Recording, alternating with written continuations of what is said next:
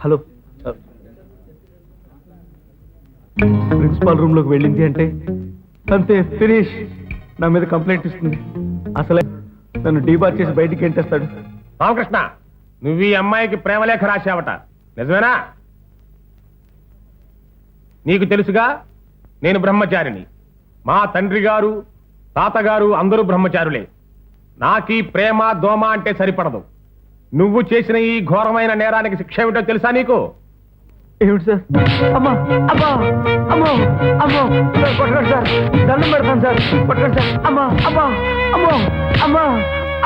బాబు, తాను ప్రిన్సిపాల్ గారు పిలుస్తున్నారు. వస్తున్నా.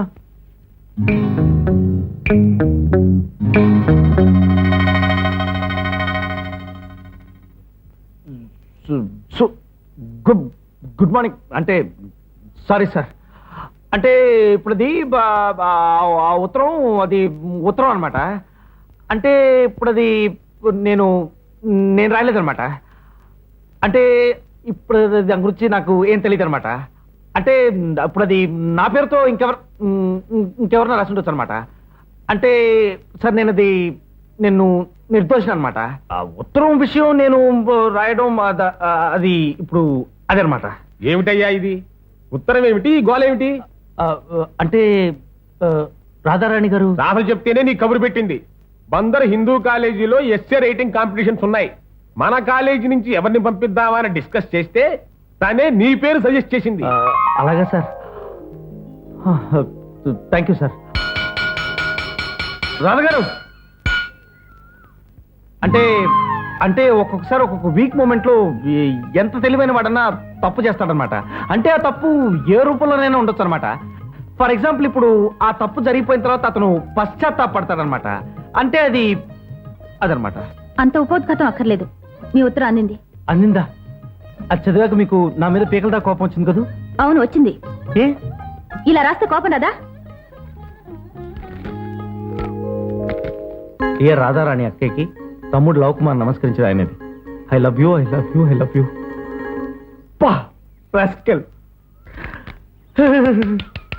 లవ్ కుమారా, నా కొంప ముంచావు కదరా. ఇటువంటి ఉత్తరాలు మీరే రాయొచ్చు కదా, పిల్లల చేత ఎందుకు రాయించడం? అంటే అది ఏదో నాకు కాస్త భయం వేసి, ప్లీజ్ ఈసారికి నన్ను క్షమించలేండి. ఇంకెప్పుడు అలా రాయను. ఇంకా అలా రాయాల్సిన అవసరం కూడా ఉండదులేండి. ఏమిటి అలా అన్నారు? ఇది చదువుకోండి, తెలుస్తుంది. I love you two.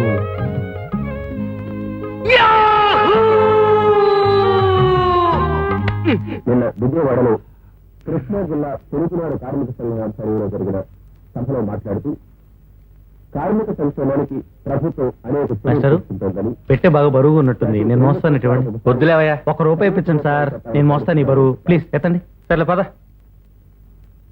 పారిశ్రామిక వివాదాల చట్టంలో మౌలికమైన మార్పులు వారిని ప్రభుత్వం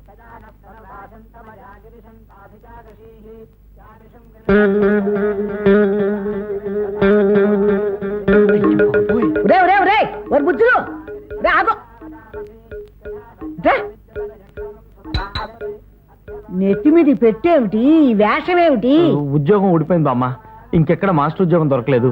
ఆ విషయం నీకు రాసి డబ్బు తెప్పించుకోవడానికి చిన్నతనం అనిపించింది. ఏదో పనిచేసి నా కాళ్ళ మీద నేను నిలబడదామని. ఏడ్సావులే, విరిచొచ్చినాడా? నీ కాళ్ళ మీద నువ్వు నిలబడదామనా? వేధవ దొడ్డి కాళ్ళు నువ్వు. అందుకని మన ఇంటా ఉంటానని కూలి పని చేస్తావా? ఇదిగో అబ్బాయి, ఇటా ఈ పెట్టి నీదేనా? అవునండి. మా వాడి జ్ఞానం లేకపోతే నీకేనా ఉండద్దు? వాడు ఎవరనుకున్నావు? తెలుగు మేస్టరు. పాఠాలు చెప్పాల్సిన వాడితో పెట్టెలు వేయిస్తావా? తీసుకొని పెట్టి తీసుకో, నెత్తం పెట్టుకో. బామ్మగారు తీసుకో ముందు. నేను అసలే మంచిదాను కానయ్యో. నాకు పాపం వచ్చిందంటే నీ చెవడా లెక్క తీసేస్తాను. నీ వంశ సర్వనాశనం ఇలాగ శాపం పెట్టేస్తాను. తీసుకో ముందు. ఇందా ఈ సంచి కూడా తీసుకుని మా వెనకాల రా. మా వాడి ఇంటికి వెళ్ళి పెట్టే బేడ సర్దుకుని మా ఊరు బయలుదేరాలి. నువ్వు పదరా పడుతాయి. రా వెనకాల రా.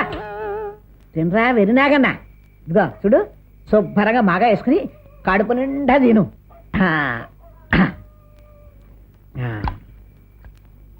ఇందా ఇవేనా నంచుకో. అమ్మ ఇంత పర్వాలేదు, తినరా. ఉద్యోగం పోతే నాకు రాయడానికి సిగ్గుపడి అలా తిండి తిప్పలు లేకుండా వీధులు పడి తిరుగుతున్నావా? పిచ్చి కుక్క. కళ్ళు గుంటలు కట్టి చిక్కి చెల్లి ఎలా తయారయ్యావో చూసుకో. పర్వాలేదు, నోరు తెరు. నీకు ఉద్యోగం ఉద్ధరి ఏమీ వద్దు గాని 4 రోజులు హాయిగా తిని నీడ పట్టును పడుకో. అలాగే. మన ఇలవేల్ప కనకదుర్గమ్మ తల్లి ఉందిరా, నీ ఉద్యోగ విషయం ఆవిడే చూసుకుంటుంది. ఒరే బుజ్జులు, ఆ, దారిలో పోస్ట్ మ్యాన్ కనపడి ఈ ఉత్తరం ఇచ్చాడ్రా. ఉద్యోగంలో చేరమని నీకు ఇంటర్వ్యూ పిలిపొచ్చిందని వాడే చదివి చెప్పాడు. ఇందా చూసావురా, కనకదుర్గ మహత్యం అంటే ఇదే. నీకు ఉద్యోగం ఇప్పించే బాధ్యత ఆవిడదే అన్నానో లేదో ఇట్టే తెప్పించేసింది. ఈ ఇంటర్వ్యూలో నువ్వు తప్పకుండా నెగ్గుతావు. నా మాట వమ్ము కాదురా.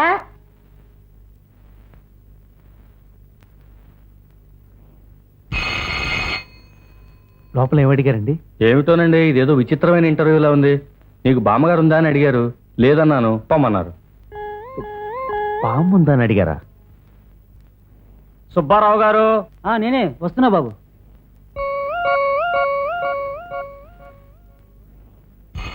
చూడండి సార్, మిమ్మల్ని కూడా బాంబు ఉందా అని అడిగారా? అవునండి, అదే అడిగారు. ఉందన్నాను. పేరేమిటన్నారు? వెంకమ్మ అన్నాను. వెనక్కు తిరిగి చూడకుండా పొమ్మన్నారు. లోపలంతా తలతిక్క మేళాల్లో ఉన్నారు. రామకృష్ణ గారు. నేనే వస్తున్నా. భగవంతుడా, జయం కలిగేలా దీవించు. మీ పేరేమిటి బాబు? రామకృష్ణ ప్రసాద్. I see. నీకు బామ్మగారు ఉన్నారా? సార్, ఇది తెలుగు మాస్టర్ ఉద్యోగానికి ఇంటర్వ్యూ. ఈ ఉద్యోగానికి బామ్మ ఉండడానికి ఎవరి సంబంధం? బామ్మలు లేని వాళ్ళు తెలుగు పాఠాలు సరిగ్గా చెప్పలేరని మీ ఉద్దేశమా? చూడు బాబు, ఇంటర్వ్యూలో మేము నిన్ను ప్రశ్నలు అడగాలి కానీ నువ్వు మమ్మల్ని అడగకూడదమ్మా. చెప్పు, నీకు బామ్మ ఉందా లేదా? ఉంది. ఆవిడ పేరు? సూర్యకాంతమ్మ. Very good. చాలా క్లిష్టమైన ప్రశ్నలకు మంచి సమయస్ఫూర్తితో సమాధానం ఇచ్చావు. మాకు ఇలాంటి లోక జ్ఞానం కలిగిన వ్యక్తులే కావాలి. ఏమంటారు? అవును, చాలా బాగా చెప్పాడు. ఏమంటారండి? అవునవును. సో నీకు మా స్కూల్లో ఉద్యోగం ఖాయం చేస్తున్నాం. Thank you sir. ఈ రోజు మా ఇంటికి భోజనానికి రానాయనా. నమస్కారం సార్. కూర్చో బాబు. జాబ్లో ఎప్పటి నుంచి చేరమంటారు సార్? చెప్తా, ఒక్క నిమిషం. అమ్మా జ్యోతి, తీసుకో బాబు.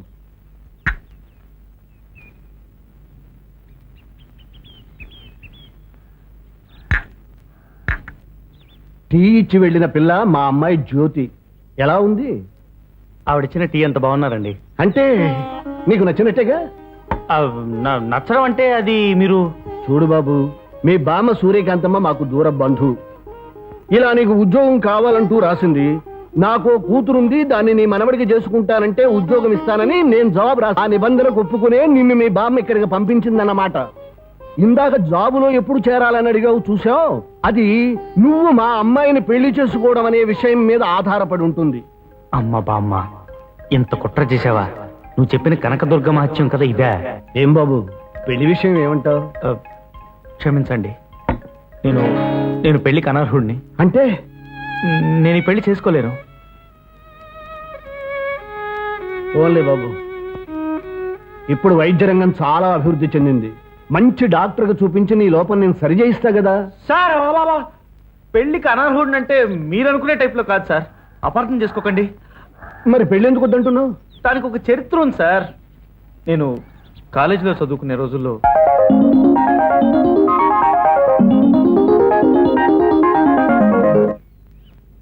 అలా ఎన్నో అందమైన కలలు కంటూ కథలల్లుకుంటూ కాలం గడిపేవాళ్ళం ఇద్దరం. ఓ రోజున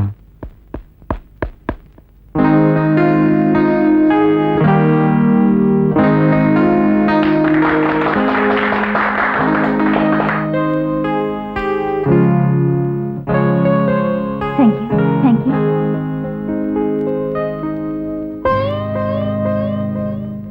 hello, many happy returns of the day. Thank you. ఈవేళ నా బర్త్డే అని మీకెలా తెలిసింది? మామూలుగా మిమ్మల్ని కలుద్దామని వచ్చాను. కింద హాస్టల్లో చెప్పారు పైన మీ బర్త్డే పార్టీ జరుగుతోందని పరిగెట్టుకొచ్చాను. థ్యాంక్స్.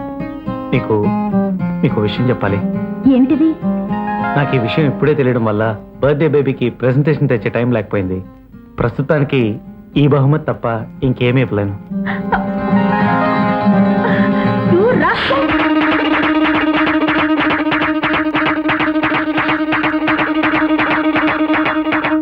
ఎంత ధైర్యం నీకు! మీ మగజాత అంతా ఇంతే. మీ ప్రేమ మనసుకు సంబంధించింది కాదు, కేవలం వయసుకు సంబంధించిందే. Get away from here.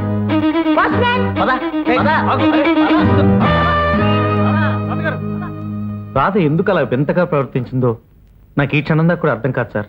అయినా ఇప్పటికి కూడా ప్రతి క్షణం తనే నా కళ్ళ ముందు కదలాడుతుంది. ఈ జన్మకు పెళ్ళంటూ చేసుకుంటే రాధారాణిని చేసుకోవాలని ఒట్టు పెట్టుకున్నాను. ఆ కారణంగా ఐఎమ్ సారీ, నేను మీ అమ్మాయి గారిని పెళ్లి చేసుకోలేను.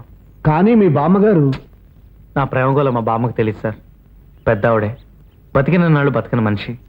బతికి ఈ 2-3 ఏళ్ళు ఈ విషయం చెప్పావిని బాధ పెట్టడం లేక నాలోనే దాచుకున్నాను. ఎలాగైనా నాకు త్వరగా పెళ్లి చేయాలని ఆవిడ పట్టుదల. ఏవో కుంటి సాకులు చెప్పుకుంటూ నెట్టుకొస్తున్నాను. అయితే నువ్వు ఆ రాధారాణిని తప్ప వేరే ఎవ్వరిని పెళ్లి చేసుకోనంటావు. అవును సార్, తనను ముద్దు పెట్టుకోవడం నేను చేసిన మహా అపరాధం. అలా ఒక కన్నెపిల్లని ముట్టుకుని మలినం చేసి ఇంకో అమ్మాయిని పెళ్లి చేసుకోవడం ఘోరమైన పాపం. చాలా గొప్ప మనసు బాబు నీది. ఆడపిల్లల్ని ముద్దు పెట్టుకోవడమే కాదు, మానభంగాలు చేసి గుట్టు చప్పుడు కాకుండా మరొక పిల్లని పెళ్లి చేసుకుంటున్న ప్రబుద్ధులు పెరిగిపోయిన కాలం ఇది. ఈ రోజుల్లో ఇంకా నువ్వింత న్యాయానికి కట్టుబడి ఉన్నావంటే యు ఆర్ గ్రేట్. ఓన్లే బాబు, నీ అంత మంచి మనిషికి అర్ధాంగి అయ్యే అదృష్టం నా కూతురికి లేదు. ఎవరి ప్రాప్తం వారిది.